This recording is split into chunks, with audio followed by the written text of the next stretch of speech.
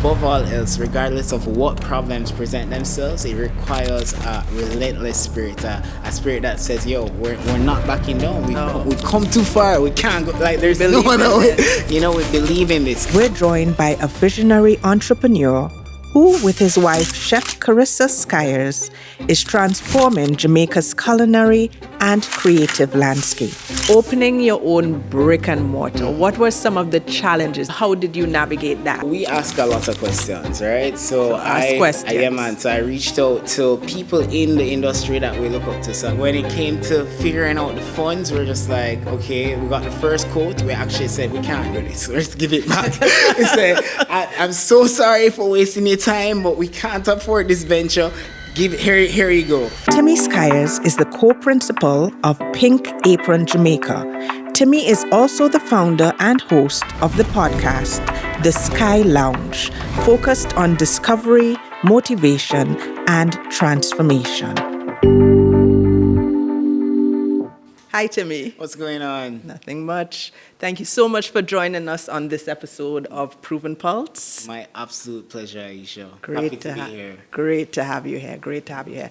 I'm really excited to hear and for you to share with our audience today about your journey as the co-founder of Pink Apron. Mm-hmm. Tell me a little bit about, how did it start? What was the vision? Sure. So I'm co-principal of Pink Apron. My wife, Carissa, she's the founder of Pink Apron. Okay. And so really and truly, Pink Apron we turned 11 this year. So we've been around for 11 years as what I like to call a 3-compartment company. So we are in catering, or three-in-one food service company. So we do catering, we do food manufacturing, and we have a fast casual grab-and-go restaurant called the PA Hub, right? So before any of that even started, it was founded by my wife, Carissa, the love of my life, the most beautiful woman in the world. Awesome. Shout out to Carissa. Carissa, love you so much, the mother of my child. But so she went to Johnson & Wales University to study food service management and culinary arts, right, and just came back to Jamaica. She worked in the food scene for a while, different restaurants, different catering companies, but eventually saw a need for another catering company, and so she took that bold step to just try like a thing at home, save her money, whatever money she had, and just start launching out. How she launched was she reached out to her mom's friends and her dad's friends and started doing little lunches here and there for people and putting out a menu weekly, and then that slowly grew. People would taste the food, enjoyed it. The name Pink Apron came from the fact that my wife's favorite accessory color is pink, and she said, you know what, when you're in the kitchen, you wear an apron, so let's just call it Pink Apron. A lot of times people like to think it's some deep story, like your grandmother always used to cook in the kitchen with this pink apron, and then they gave it to Rissa and such, wanted the memory to live on of the apron, but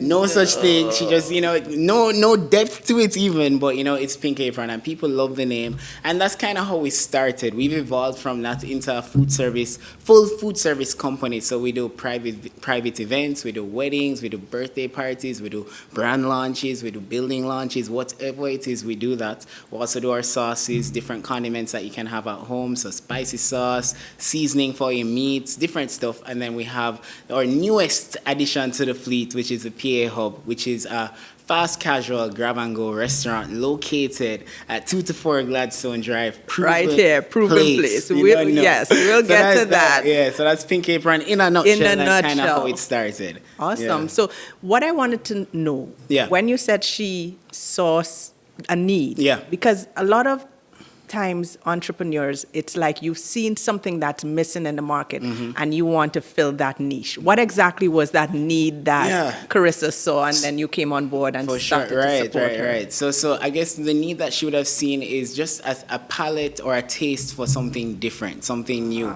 The food scene in Jamaica is currently changing as we speak, but the truth is it's been changing over time, right? So back in the day, it was a lot of just strictly Jamaican food, fried chicken, rice and and peas, curry gravy, oxtail. Rissa saw from the jump that there was space for more innovative dishes, a way to take the flavors that we have in Jamaica that she truly believes are, and I truly believe are the best ingredients that we have. Jamaica has the best ingredients. Our scallion tastes better, or Scotch bonnet tastes better, or pimento tastes better. And so she saw opportunity to blend our Jamaican flavors or seasonings with an international cuisine and fuse the two. And so that was kind of the vibe that she brought, an elevated experience to the catering experience. Right. And so she started that 11 years ago. It feels like just yesterday. I would have come into the picture, honestly, because we were dating at the time. Okay. So 2 years into her starting Pink Apron, I came into the picture. I was a marketing student at the University of the West Indies. Okay. And I had never even heard of this concept called catering before. I was like, what's that? We never grew up with no caterer. What's that? So this is something that you happened upon. Yeah, happened upon because of the relationship, which is like the case for a lot of guys sometimes. You know, you end up just, doing what your girlfriend is doing, helping her out.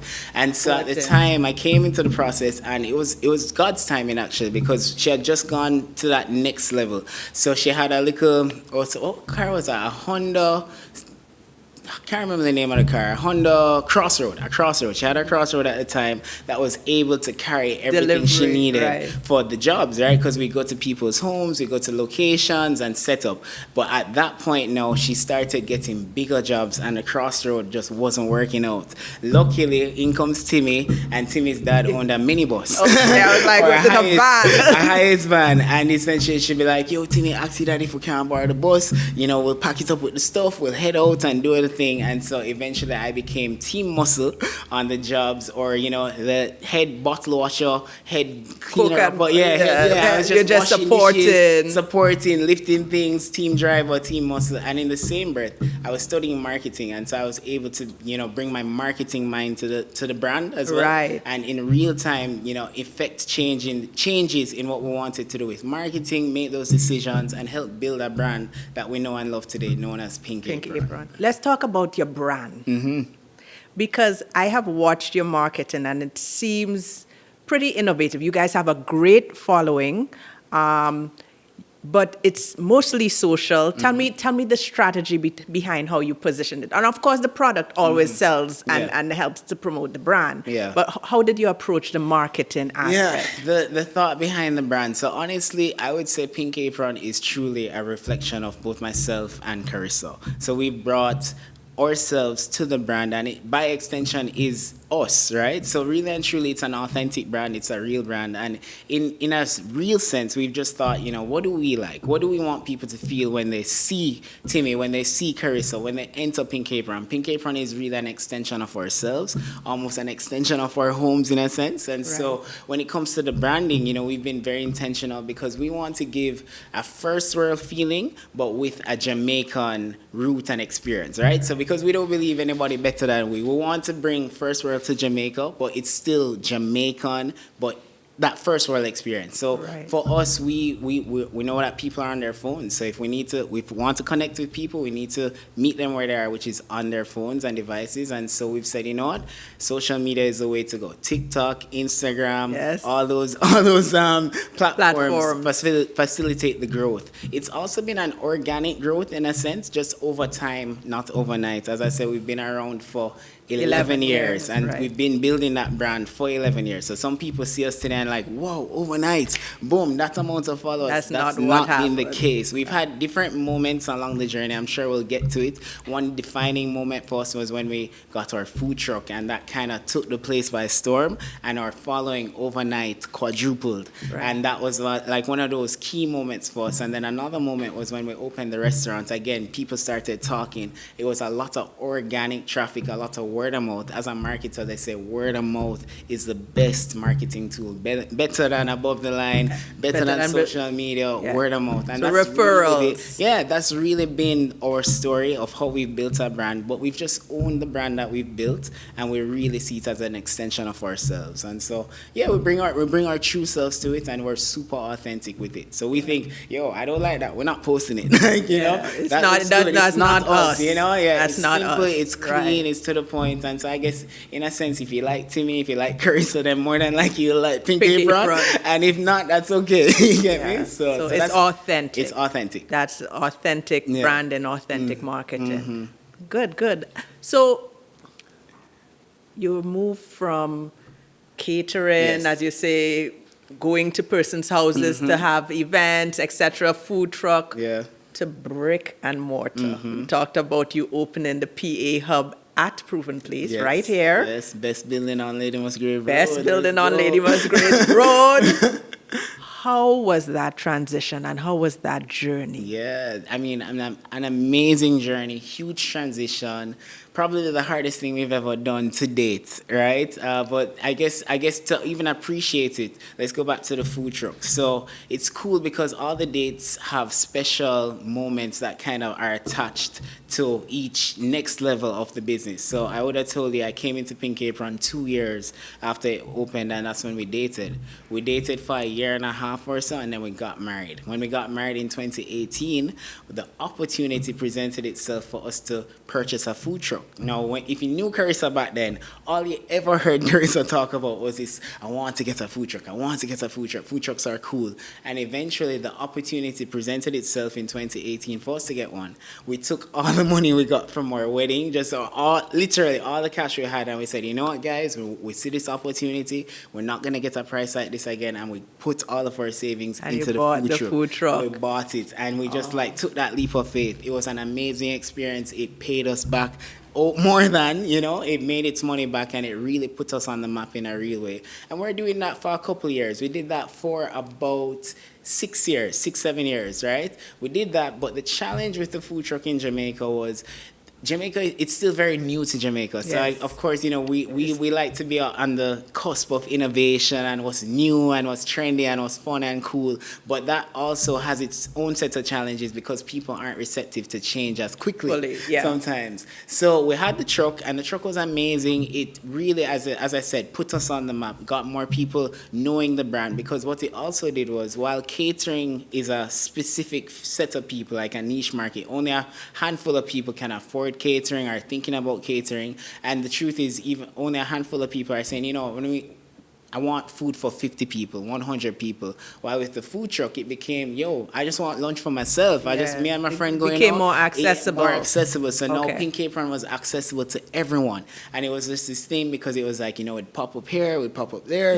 You have your food pop-ups. So we're building a following and whatnot. So we did that for years. But the truth is, it was challenging because, as I said, there wasn't the infrastructure as it relates to Jamaica to support and facilitate the food truck business. So, we'd be parked at spots and the police would roll up and say, where's the permit for this? We said, there's no permit needed. They're like, no, that's not true. And then, because there's really no precedent. Exactly. And then you'd be like, you're trying to get it insured, and the people are like, what's a food truck? What? You mean you're cooking on wheels? That don't sound safe. You're going to explode that. It was just challenges along the way. When it came to locations, you have to think about parking for your guests. You have to think about safety. And of course, just where we are as a country, we're not quite fully ready for a food truck to be an everyday thing. So as I say, it played its role, but it wasn't sustainable for an everyday thing. Do you still have it? We still have it. It's a glorified storeroom at the moment. It's out of commission. You don't have it. But really and truly, what it's turned into is a statement piece or feature item at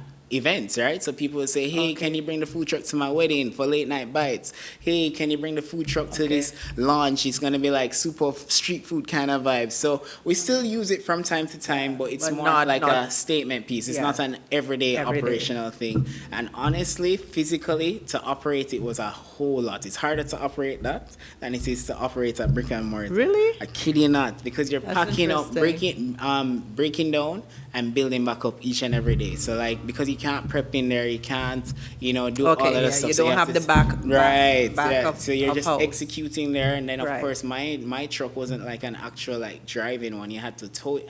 It's a trailer essentially that you'd tow on a car. And so you'd have to. Oh gosh, me parking that was the hardest thing. It would take me 2 hours to get it into the slim driveway.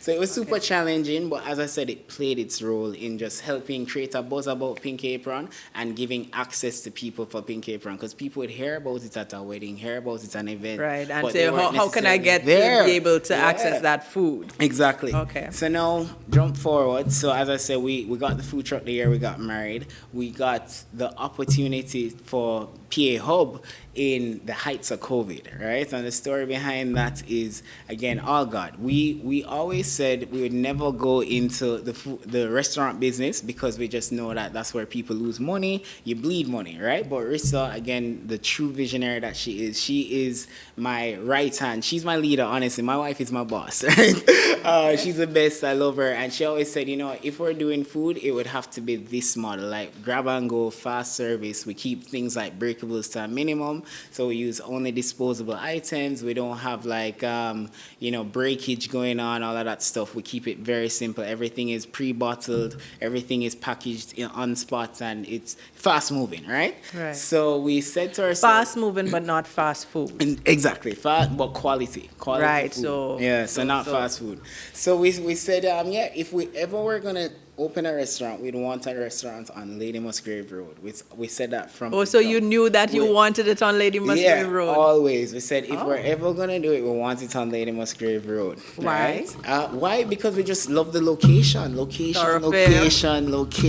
And so... That's why we wanted to stay on Lady Musgrave Road. Yeah, man. We're just like, it's a perfect bridge between corporate Jamaica, uptown Jamaica, and everything in between. And so we just said, that's a perfect spot for us to have a food spot. To save you a boring story, we came, looked at it, we fell in love with the space, we fell in love with the place, we saw the vision for what the building would look like at the time, and we're like, this fit the Pink Apron vibe, very first world experience in Jamaica. Jamaican first world experience, So you still have the Jamaican vibe. Yes, but like excellence, which is what we strive for. Right. So we said, all right, cool, let's do this. And that's kind of how it stumbled upon us. Our landlord reached out to us, said, we want this for you and you alone. People email us every day asking us to rent it to them, and we said, no, this is for Pink Apron. And this is before we had any business plan, any desire, or even any awareness that this was even an opportunity. And so that's kind of how that started.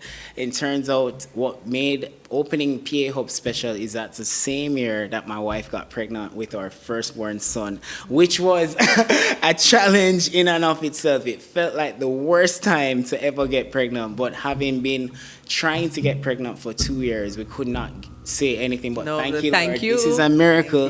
And so even in this, Gratitude. It's a gift, and it feels like it's 2 kids one time, and we're going to power through and figure this out. So that's kind of how we got to Pink Apron Hub today, and we just celebrated 1 year of being open. Congratulations. Congratulations. And it's always full once you guys are open. We know this. Yeah. That's but I mean, I know you just walked me through the story, but for an entrepreneur out there, like opening your own brick and mortar, what were some of the challenges, the main challenges, and how did you overcome that? Because we're talking now, you're going from maybe an online, or in your case, you were mobile, to actually having a space. How did you navigate that? How did we navigate that? So we ask a lot of questions, right? So ask questions. So I reached out to people in the industry that we look up to. So a friend of mine, PJ Wright, he's a serial entrepreneur, serial restaurateur. He has about 4 restaurants under his name, and he's kind of like a big brother to me. And so I've never been shy to seek advice, seek the answers that I don't have, right? So I'd go to him. He encouraged us strongly, do it, go after it, But as it relates to challenges, a big challenge would have been funding. We didn't know where the money was going to come from for this thing because we've never signed a lease. We've never paid rent for somewhere before. So it's just like, what's going on? How are we going to do this? But I guess what anchored us in that whole process was our faith in Jesus, the fact that we prayed about this, and this felt like an answered prayer.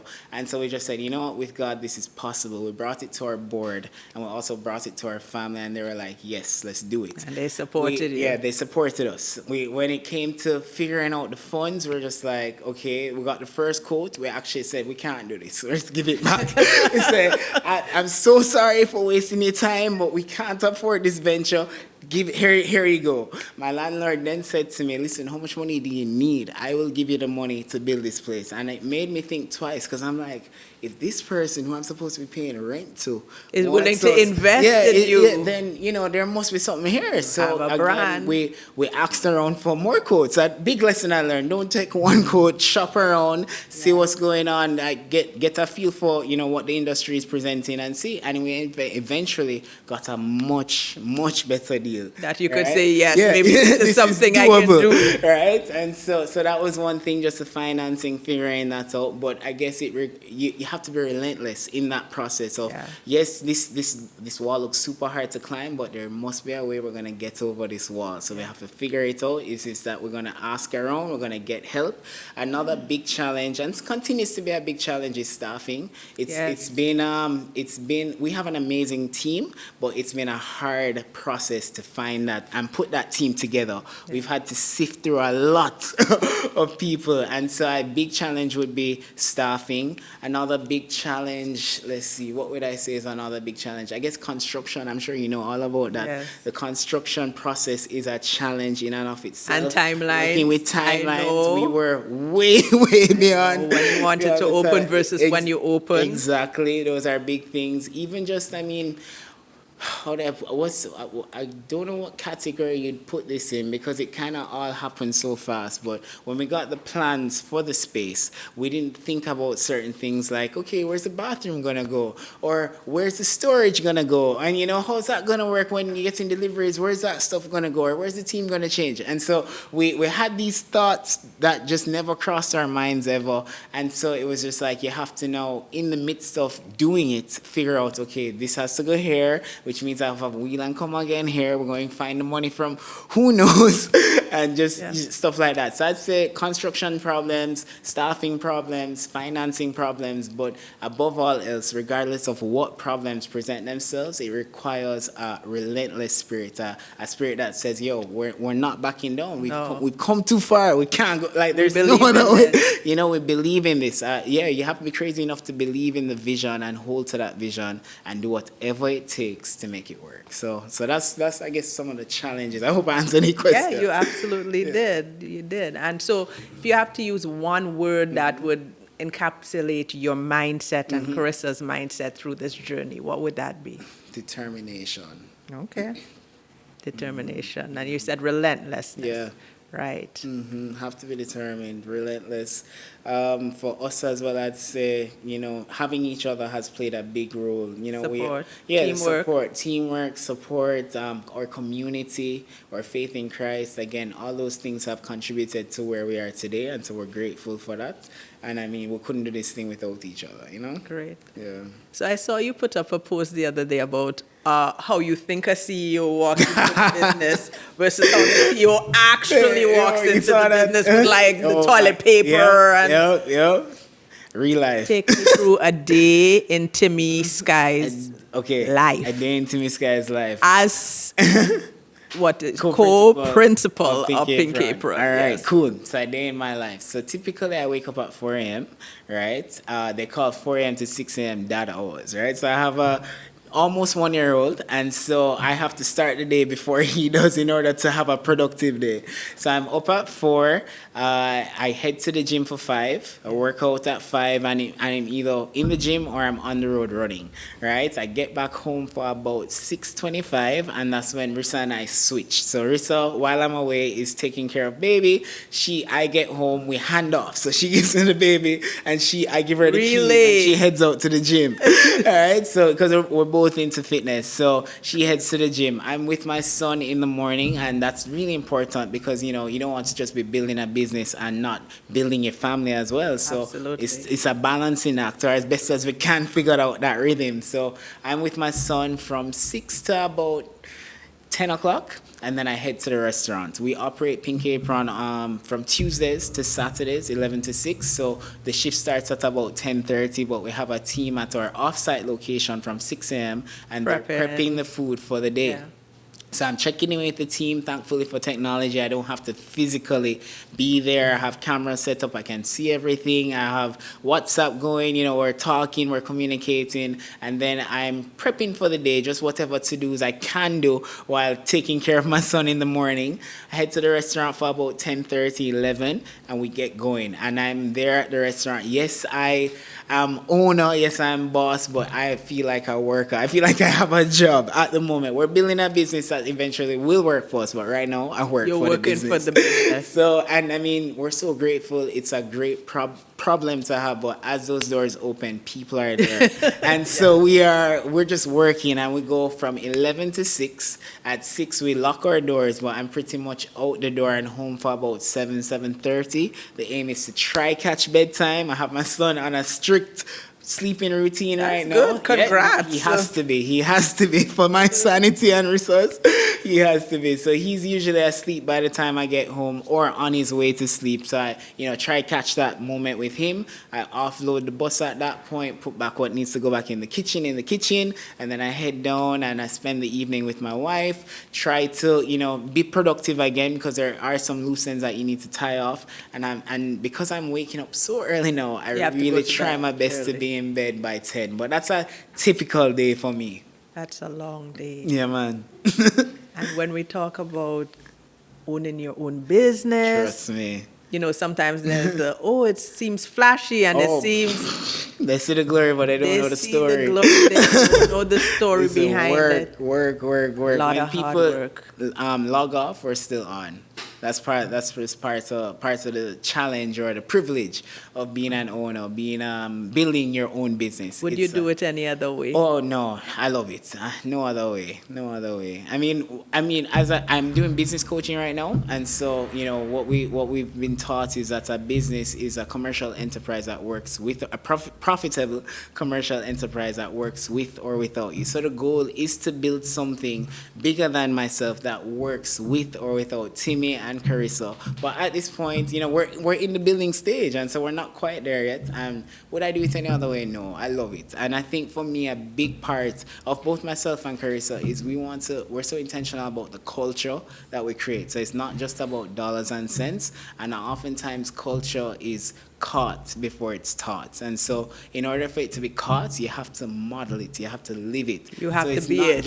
You have to be it. It's not just Absolutely. About transactional. It's how you talk to your customer, it's how you deal with people. It's and your not staff, just how and your team. Staff, and what your staff needs to see, how you treat them. Yes, and then they emulate. Exactly. Yes. It's not about, you're the boss, so you can't pick up the paper on the ground or clean the bathroom or carrying the toilet paper. And everything. No, I believe you have to live it for people to see, and then to truly catch the vision of what you're trying to build, how you want people to feel, what you want the experience to be every time they come to Pink Apron. As I say, it's an extension of myself, so really and truly it feels like it's our home that we're welcoming people into, And so, you're protective of that and brand and what they experience when they come there. Consistency is very important to us. Excellence is very excellent. I see you there all the time, and I know,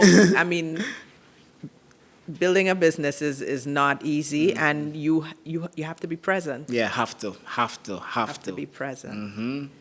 So if you could give that same entrepreneur who thinks, wow, should I do this, should I not?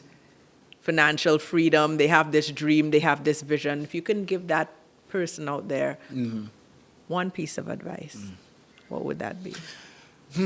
I would say do your research.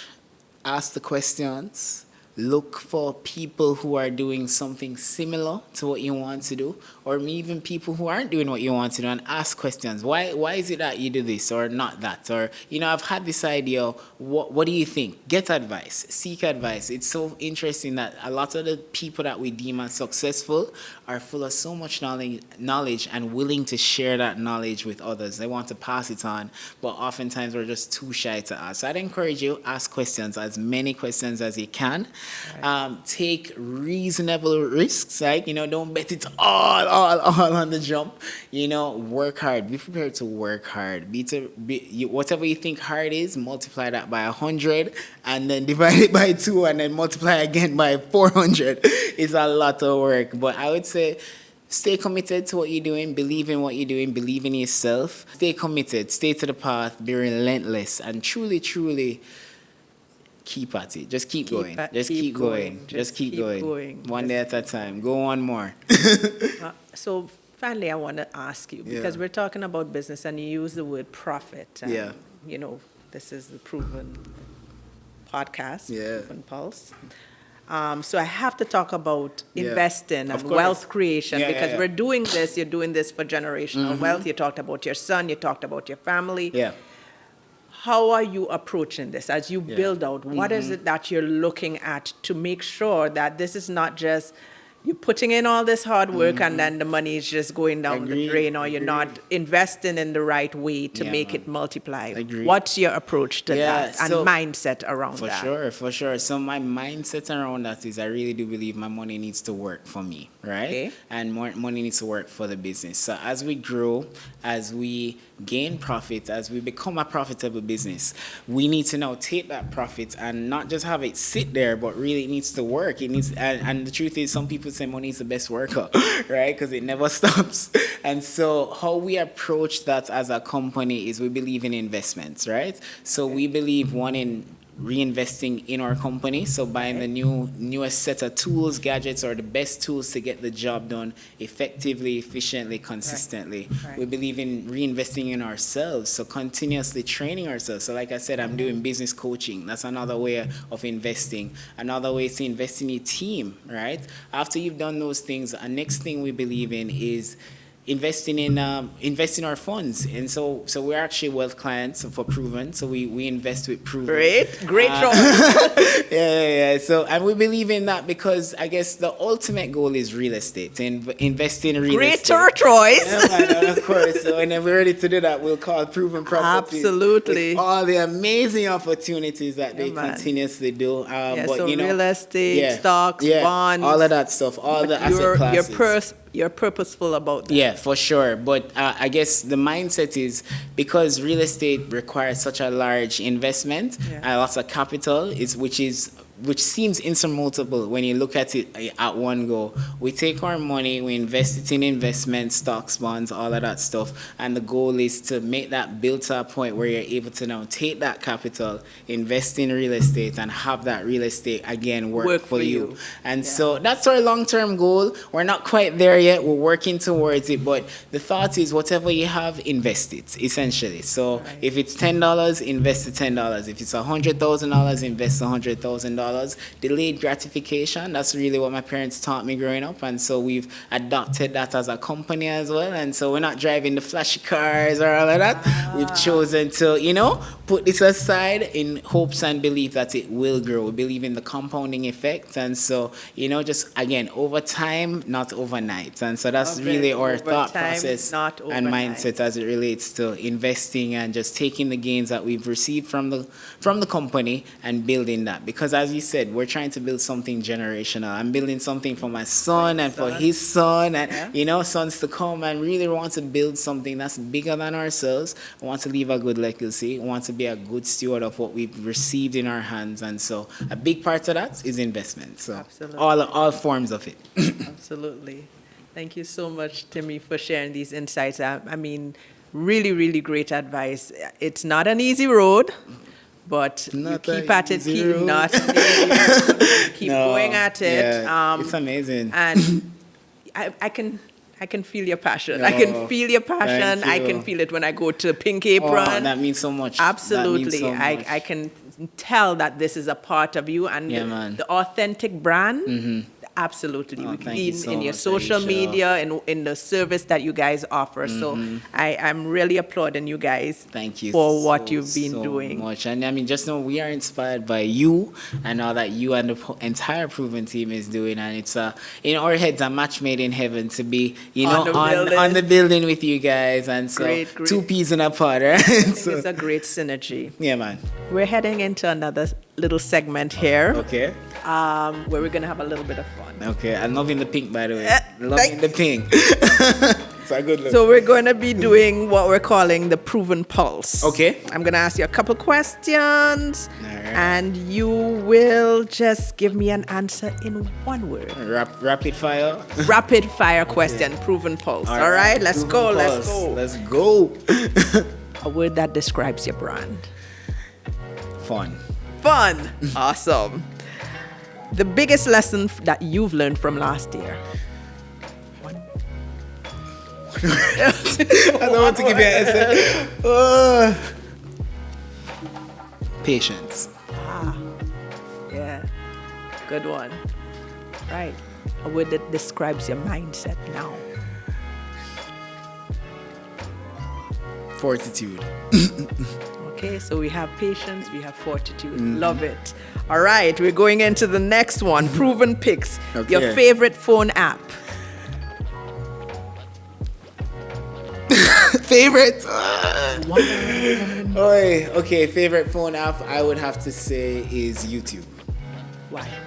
Because I know I'm not supposed to say why, but YouTube University. So I'm a big podcaster. YouTube is a perfect mix because you can get music on it, you can get reels on it, you can get podcasts on it, you can get education on it. It's like the all-in-one favorite one for sure. Right. Yeah. Here's this one. Your favorite go to Kingston lunch spot.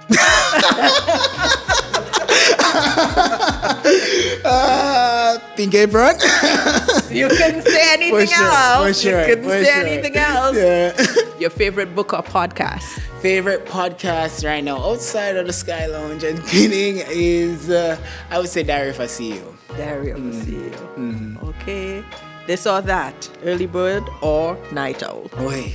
So I'm naturally a night owl, but I'm becoming or being forced to become an early bird. Yes, that 4 a.m. get up that you're talking about. But you know what? Seize the day, right? Yeah. So I'm big on being productive, and so the earlier you start, the better. Yeah. Okay.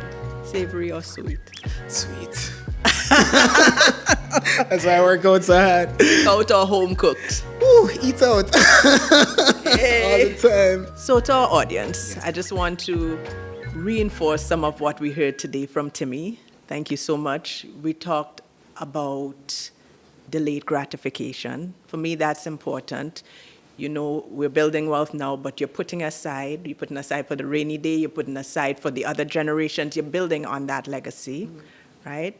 And for me, what resonated also was the part about just keep going. Mm-hmm. Just keep going. It's not always going to be easy, but you have to have that mindset that's going to say push through the obstacles, push through even when it feels scary, push through when you don't know where you're getting the funding from, push through when you don't know, is this really going to even happen? Trust me. Keep going, believe in that vision, right?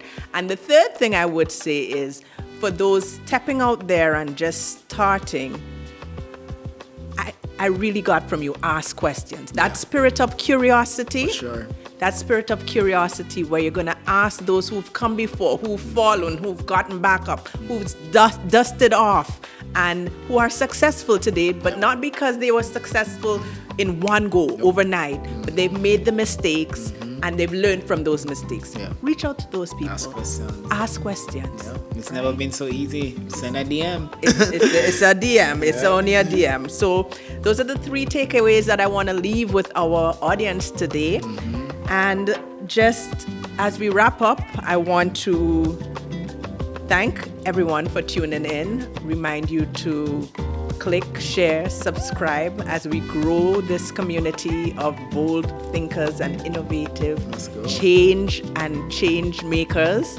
And I want to really, really thank you, Timmy, for joining us on this episode of The Proven Pulse. My absolute pleasure. It was an honor, a joy. I hope people benefit from this. I truly enjoyed myself, so I can't wait. I can't wait for when it drops. Awesome. Thank you.